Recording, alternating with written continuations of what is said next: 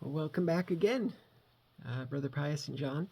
I think this may be the last BBR explained video. I can't think of anything else other than what I'm going to cover here that I should cover. If you think of something that I haven't covered, let me know. I can do another one if I haven't already covered it. But I think this is it. So let me just... So there are differences in the national objectives compared to Global 1940 out of box.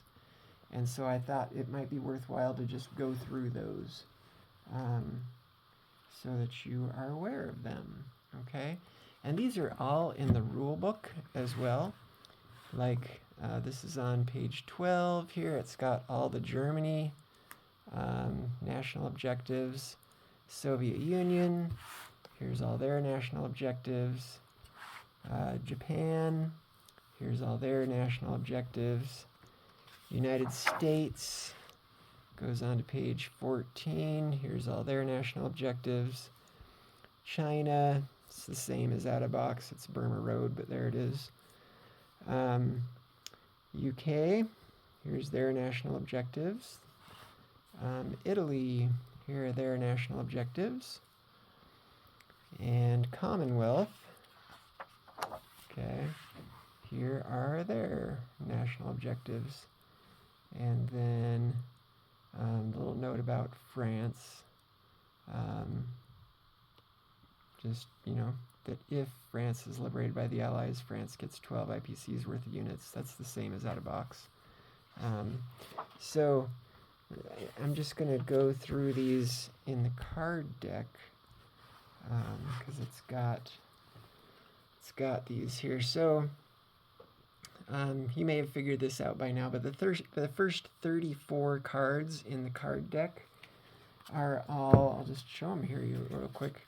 So 1 through 17 go through different topics. So turn, sequence, unit stats, technology stuff, the victory scorecard, combined arms, naval blockade, you know, we did a video on that. Target select, we did a video on that. Anti-aircraft, amphibious assaults, scrambles, the integrated railways, we did a video on that. Bombing raids, submarines, transports, naval transports. Let's see, convoy disruption, and then air transports. We did a video on that. And then it actually starts over again, okay? So there's these 17 cards, cover those topics. And then 18 through 34, it's all the same things over again, just so that each side of the table could potentially have a set of those kind of quick reference cards. So then when you get to the rest of the card deck, so 35 through 44 here, these are all Germany cards. So the first card in any given country just kind of goes through the political situation. And these are just, the cards are for quick reference. You know, this stuff is in the rule book, but it's kind of nice sometimes to have a quick reference. And then the ones that follow, these are all German national objectives cards. So, okay. And some of these will look familiar, like the same as out of box, and others are going to be different. But there's, you know, at war with UK and France, so it tells you at the top what kind of the requirements are for how you, which country you need to be at war with. But this is 2 per territory if Germany controls Iraq, Iran, Northwest Iran, or Caucasus, okay? Those are different than out of box, and you can find those on the map here. They're all kind of over here. So Iraq, Iran, Northwest Iran, Caucasus. 2 for each of those, however many they might have. 5 if Germany controls London. 3 if there's at least 1 German land unit in Egypt or El Alamein. So here, Egypt or El Alamein. This one is the same as out of box. If Germany controls both Denmark and Norway, while Sweden is neither pro-Allied nor Allied controlled. 5 per territory if Germany controls Leningrad, Stalingrad, and or Moscow. That's the same as out of box. I kind of went over this in the Vichy video that I did. 2 if Germany has an armistice with France. Because if they do that, they're not getting these 3 IPCs from this territory here. But they get all but one of it back through the card there, okay? This one is unique to BBR. +5 if Germany has at least 5 subs on the map. That's a fun one. 5 if Europe Axis are not at war with the Soviet Union. So, self-explanatory. And then this one is obviously unique to BBR because you'll read the condition there, at war with Italy. So this is if Italy has flipped to Allied controlled. 2 for each territory that Germany controls that was originally Italian, okay? So those are the German cards. So let's go back to the deck here. So the Soviet cards start on 45, and they go through here till that's 53, okay? So again, you've got a political situation kind of quick reference card. You'll want to pay attention to some of these things, like right here. This one is different. Soviet Union may declare war on European Axis on turn 3 rather than turn 4. It can happen on turn 3 if any one of the following has happened. If Japan has declared war on the Soviet Union. See, that's unique to BBR. If the Axis powers have taken control of Castilla, that's Madrid. So, you know, basically if the Axis have gone in and activated that particular territory there of Spain, or if there are more than 10 Axis units on the Eastern Front, in any given one territory, not cumulatively, but like more than 10 in Poland, more than 10 in Romania, more than 10 in Hungary. Any of those things will allow the Soviet Union to declare war on turn 3. The big one there is if Japan has declared war on the Soviet Union. That would often happen in out of box. Less likely here if you're wanting to keep the Soviet Union out of the war for longer. Soviets may declare war on Japan on any turn. Okay. European Axis and Japan are separate treaties and do not affect each other. Soviet Union is immediately at war with European Axis if these are the Turkish territories, so Marmara, Central Anatolia, or Eastern Anatolia are attacked by the Axis on any turn. So if the Axis go into any of these Turkish territories, the Axis are immediately at war with Soviet Union. This next card, this is a quick reference card about the Trans-Siberian Railroad. We did a video about that. This next one, card 47, is a quick reference card about Soviet Lend-Lease. We did a video about that. The Soviet-Mongolian Defense Pact. This is exactly the same as out of box, just has to do with Mongolia. Works exactly the same way. The only real difference here is that there are cavalry in Mongolia, and the card just reminds you that cavalry can move 2, they can blitz, they attack at 2 and defend at 1. Okay. Next card. So Soviet mobile production. So we did a video about this. The Soviets can move their factories. Okay. This is a quick reference card about that, how that works. And then these are national objectives cards. There's 4 of them. So 7, a one-time payment, so one time only, if the Soviets liberate Manchuria. Okay, that's different than out of box. This one, Soviet Union controls Siberia, Urals, and Ukraine. They get 3 for that. And this one, 5, if the Soviets control at least 3 of the following territories: Leningrad, Stalingrad, Baltic states, and eastern Poland. That's worth 5. Okay.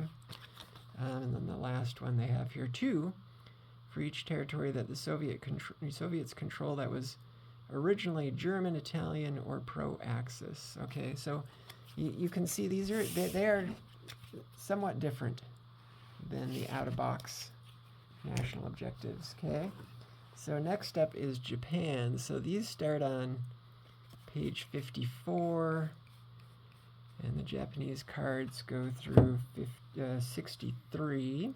Okay, so the first one is just a quick reference political situation card. The next one is about kamikazes. We did a video about that. It is different in BBR. Kamikazes work a little differently. They only come into play when basically Japan's getting desperate.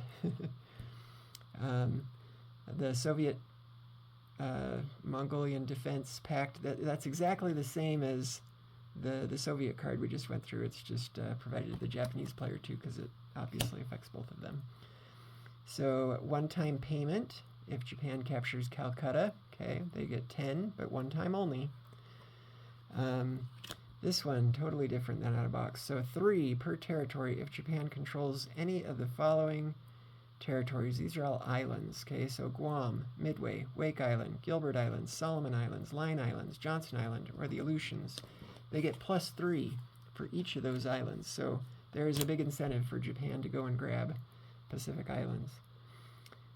5 per territory if the Axis control Calcutta, Sydney, Honolulu, or San Francisco. So they get 5 for any of those, as many as they might have, 5 each.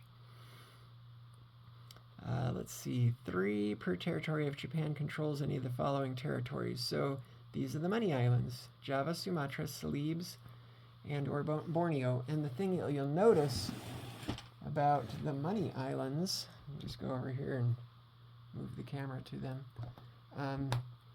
They are no longer worth 3 and 4, okay? They're worth 2, okay? And I know Sired Blood's rationale for that was that because of this card right here, Japan actually gets, if they control all 4 of them, they're still going to get whatever the total is, 5, 10, they're just going to get, it's worth 20 for to control all of those for Japan, which is just like out of box. Out of box, they're worth 20. But the way it changes here is they're worth less to the Allies, because the Allies, the rationale is Allies would not have used slave labor if they were controlling any of these.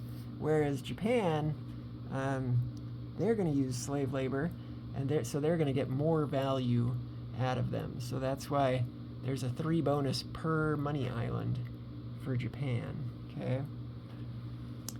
This one here, so +10 if Japan controls all of the Chinese territories, so every Chinese marked territory on the map. Anything with that roundel, you got to control them all, and if you control them all, you get +10. 3 if Japan controls Burma, so you know where Burma is, right next to Calcutta there. And then this one, 10 if they're not at war with the U.S., if they have not attacked French Indochina, and they have not annexed Thailand. You remember Thailand in BBR is pro-Axis, okay? So they have not annexed Thailand, and they have not made unprovoked attacks against UK or Commonwealth. Then they could get this 10 bonus. You'll notice here, one of the key words here is unprovoked attacks. So if UK or Commonwealth attack Japan, that doesn't negate this portion of that. Japan could still potentially get this 10 bonus as long as they haven't annexed Thailand, they haven't attacked French Indochina, and they're not at war with the US, okay? So that is it for Japan. Let me just put these back. Sorry, bumping the camera. And then we'll go to the next. Okay. So the next cards here. So these are the US cards, and these run from 64 here to 70. Okay, so the first one is the political situation, quick reference card. Then, okay, so US gets a 5 bonus if the Allies control at least 3 of the following islands. So these are Japanese Pacific Islands, okay? So Iwo Jima, Caroline Islands, Marshall Islands, Marianas, or Palau. So if the Allies control at least 3 of those, US is going to get a +5, okay?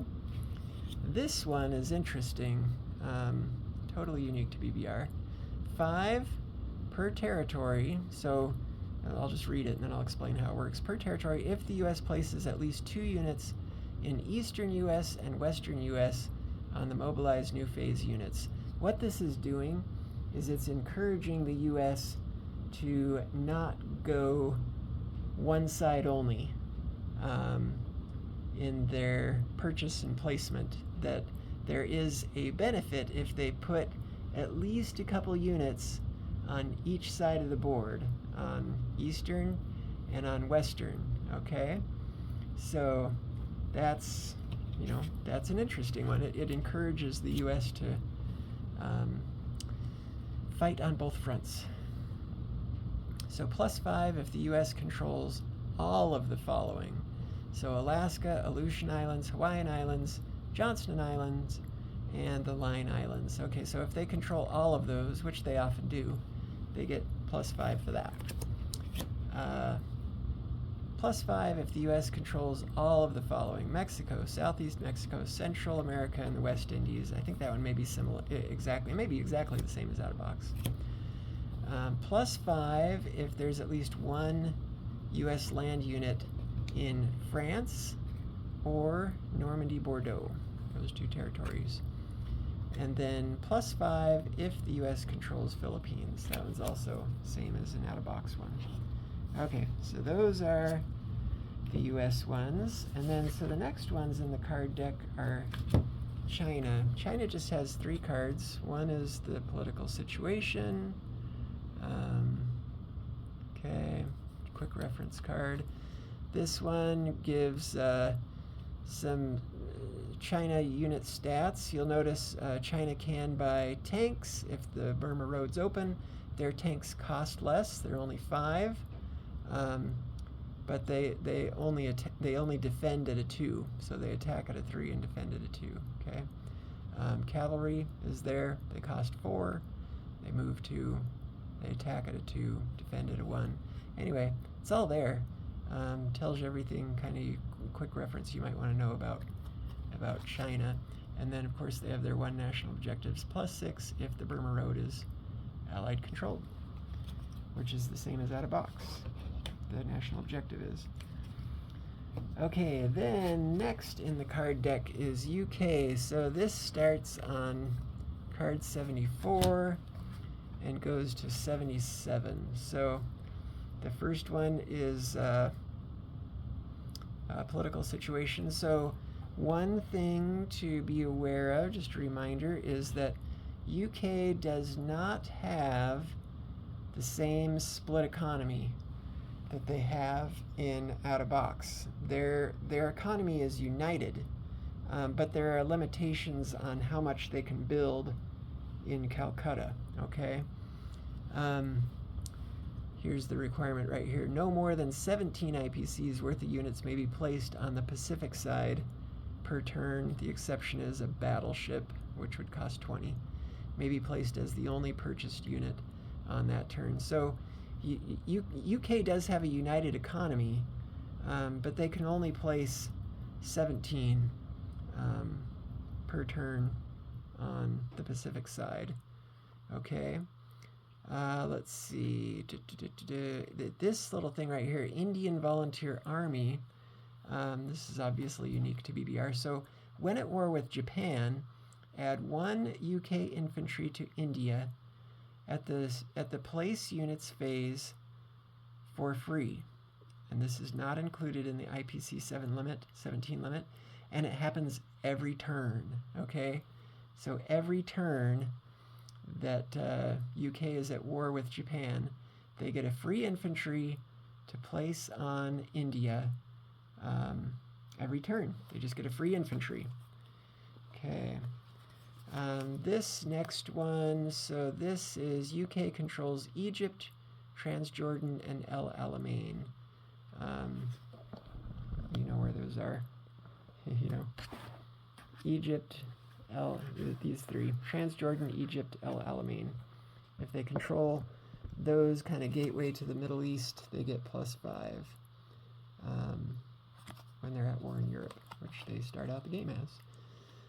This next one, so when they're at war with Japan, if UK controls India, West India, Burma, and Malaya, then they get a +5. Okay. And this one right here, definitely totally unique to BBR. It's similar to the Axis national objectives in the Middle East. So +2 per territory if the UK controls Iraq, Iran, or Northwest Iran. So that's these right here. +2 for each of those that the UK would control.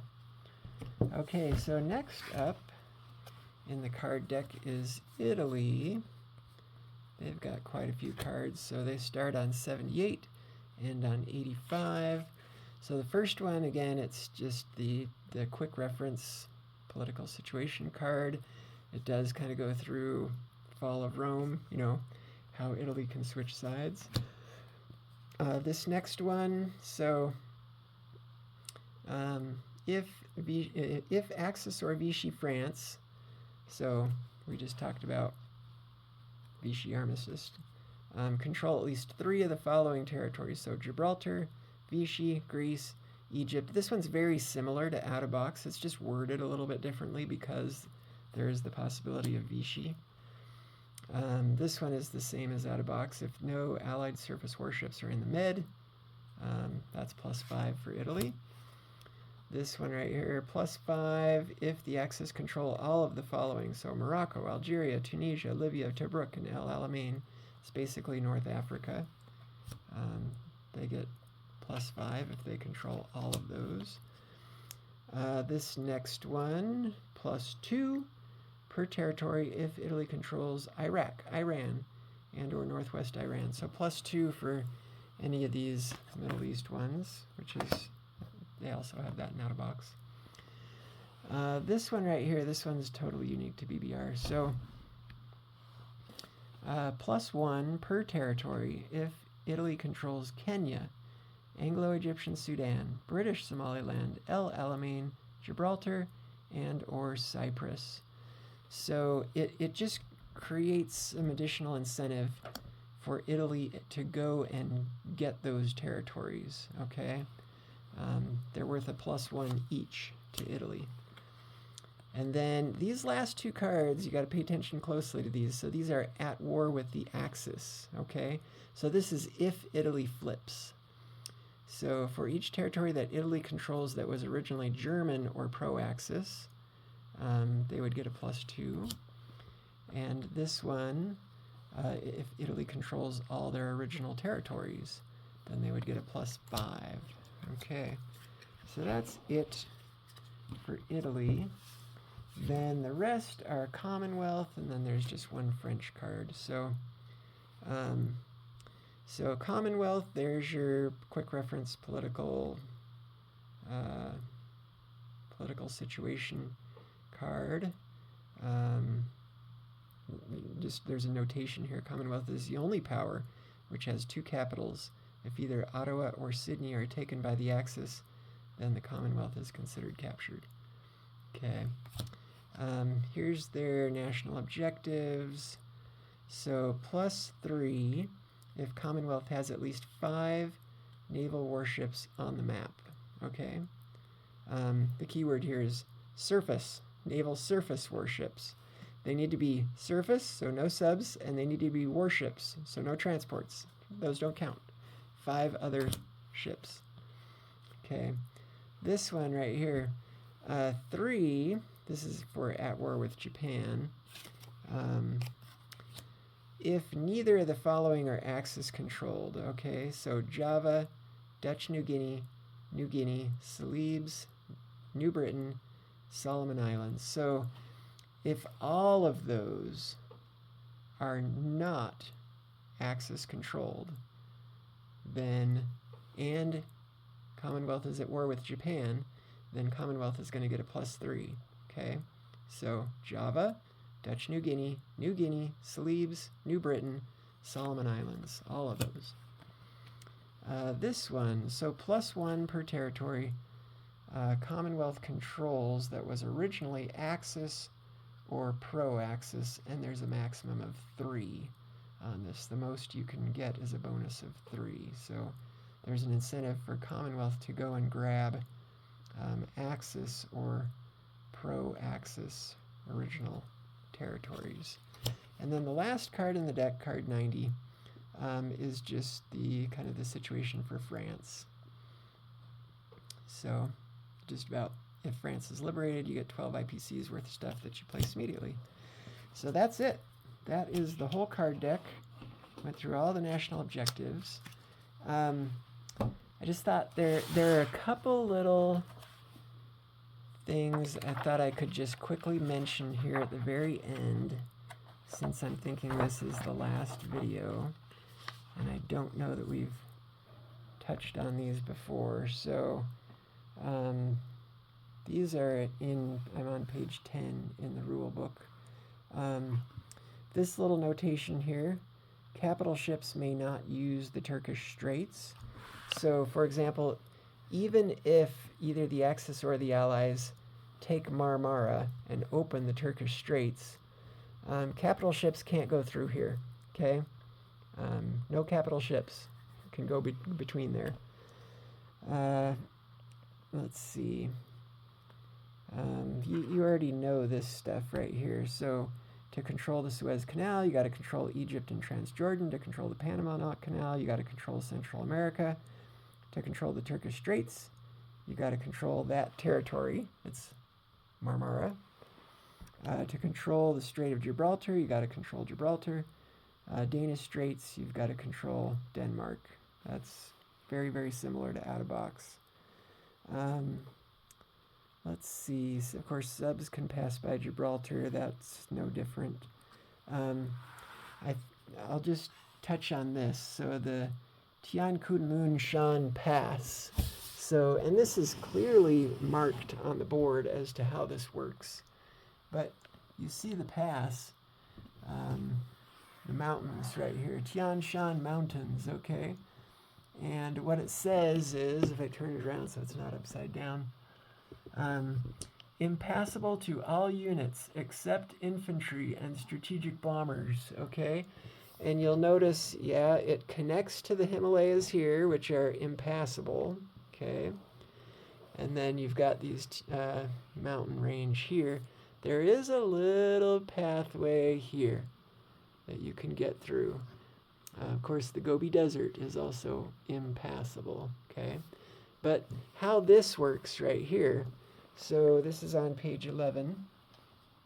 The pass separates China from the Soviet Union and restricts the movements of most units. The few units that may move into or fly over the Tian Kunlun Pass are as follows.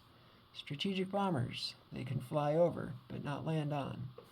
Heavy bombers, which is a tech upgrade, they may fly over but not land on. And infantry, they can move into the pass, okay? The thing to be aware of, though, if you look at the China restrictions, go find the page that talks about China. China can't go into the pass because Chinese units have to stay in China. And some other, they can go into some of these Southeast Asia territories here, but they're limited to just those territories there. They can't go back up into here. Anybody else can, but the Chinese can't, okay? Here's how the pass works. So the pass counts as movement space, but may not be captured by any nation at any time. This is also the only land space on the entire map that opposing forces can occupy at the same time, as there is no combat on the pass. You may never use the railway to move into or through the pass at any time. Okay, so for example, even though the Soviets have a factory here in Stalingrad, and the normal BBR rules allow you to rail a unit 3 spaces out of your factory, you know, 1, 2, 3. You can't do that because you can't rail through this pass, okay? Let's see. And then it just kind of delineates the pass may be entered or exited from one of the following territories. But there, it's all clearly shown there on the map, you know, what touches what. So that's basically it. I think I've covered everything that I can think of worth covering. If you can think of anything else, let me know. But I think we've covered everything. So I think this is our last video. Thanks for watching.